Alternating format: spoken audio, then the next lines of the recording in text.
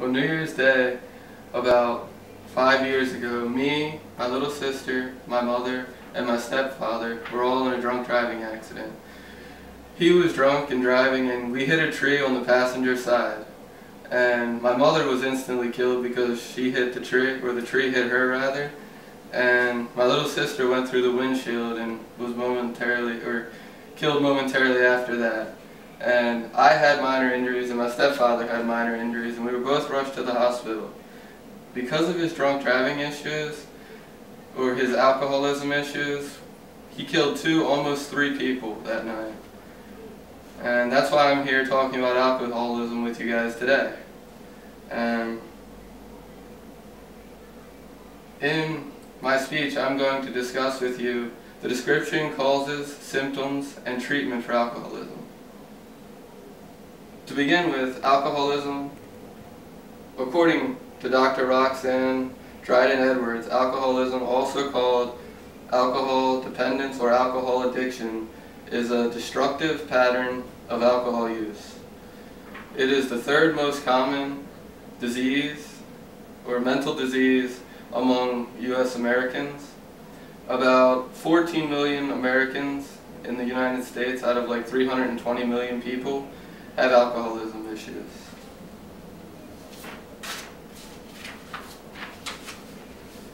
Now that you guys know what alcoholism is, next we're going to talk about the causes of alcoholism.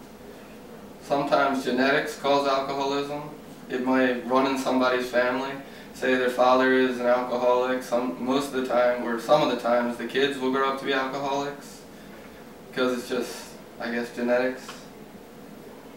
Physiologically, it sometimes runs because of poverty, abuse. People that are abused sometimes drink alcohol frequently to dull the pain because they're depressed about stuff like that, and that they just keep reliving it in their minds.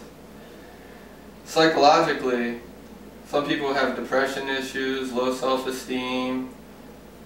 All this stuff will lead to them drinking alcohol regularly to try and escape the world, to go into their own private world where everything is all happy. And then another cause is socially, peer-to-peer, or peer pressure. Like, say, college campuses, going out to parties and whatnot, your friends will urge you to drink and drink and drink until it becomes a bad habit. And then you'll be getting drunk almost every night. Now that we know the causes and what alcoholism is, I'm going to talk about the symptoms. According to the Mayo Clinic, some of the symptoms are you're unable to limit how much you drink. You'll start drinking and you'll just have to keep drinking and drinking and drinking. It's like you need it. And they also said that some days, it starts to become like a pattern and you need the drink on a daily basis at a certain time. Like 4 o'clock, you normally have a drink, just repetition. Every day at that time you have to have a drink. And the more you drink, it says alcoholism leads to issues in your relationship and with work because you have to get drunk all the time. Alcoholism pushes people to drink alone, by themselves in secret, so other people don't frown upon them. And other symptoms are, it'll cause you to black out. Drinking over time will give you liver damage as well. Here's my visual aids. See, this is a normal liver, and over time drinking, it'll inflame and go back to normal and then inflame. But if you suffer from alcoholism, it'll constantly stay inflamed. Which will lead to cirrhosis and liver damage, where your liver won't work correctly. And then people who do suffer from alcoholism, when they don't have it in their system, they begin to get really irritable and angry all the time. And another symptom of alcoholism is hiding alcohol in weird places in your home, your workplace.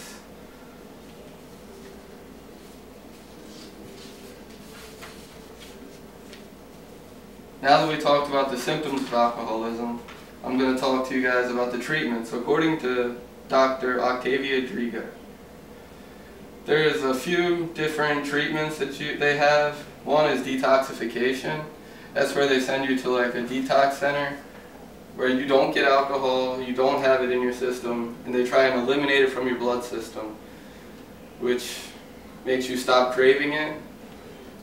And then they have these things called short psychological interventions where somebody will go and sit down with their friends and family and talk about the situation, try and urge the person to stop drinking. And then there's nowadays medications they can give out to help people stop drinking, to try and wean them off of it. After this discussion, I hope you guys have a better knowledge of alcoholism and what it will do to you. And I want to tell you guys before I ask questions, I used to be one of the 14 million people in the United States with alcoholism, and because I had a short intervention with my fiance and my therapist, I've been 2 years clean without having any drinks, and I'm doing great with it. Do you guys have any questions? Or? Was there anything that you found that surprised you upon your research of alcoholism? What surprised me the most is the effect of cirrhosis, like you get on your liver. I didn't know that drinking alcohol that frequently could actually do that to you. Right. Any other questions before we end? With the medication that you're talking about as a treatment, did you, like, when you said it, did it say that it had, like, any other side effects, like headaches, stomach ache? When I was doing my research, it did not say, but I'll look into that. Is there any other questions or concerns? Thank you all for coming out today and listening to my speech, and thank you.